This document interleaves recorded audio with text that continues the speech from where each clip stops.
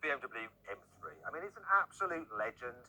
The E30 from the 80s really set the precedent to which this car has to live up to. But can it? In order to do so, this F80 M3 will have to be fast, it will have to be fun, and it will have to be capable of running rings around the competition.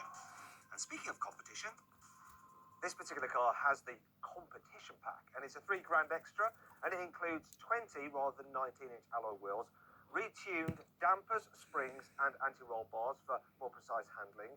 You also have a more lenient traction control system for a bit more fun, and a retuned rear differential for added traction when exiting corners, plus a sports exhaust for a more bombastic exhaust note. the normal M3 starts at £59,000, while the competition pack is £62,000. But does it feel worthy of this price tag?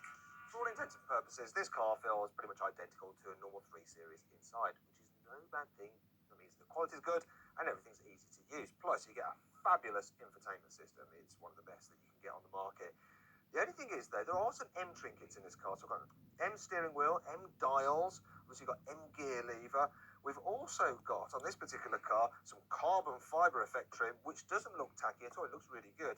And I like these wingback seats. They are super comfy. Red leather? Do you know what? On a normal 3 Series, I'd go, bleh. But on this car, I think it's perfectly acceptable. What's also acceptable is rear passenger space. But is the boot big enough? Yes. Well, that's the sensible stuff dealt with. Let's crack on with something more fun. Now, one thing that I didn't tell you about the competition pack was that it also liberates an extra 19 horsepower from the car's 3-litre straight-six twin-turbo engine. So you now have 450 horsepower and 550 newton-meters of torque. And according to BMW, in this car, with a dual-clutch DCT automatic gearbox, that's good for 0 to 60 in 4 seconds dead when you use launch control.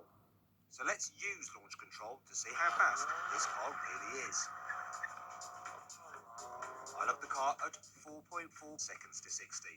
Yeah, that's close enough. I find this engine absolutely stonking.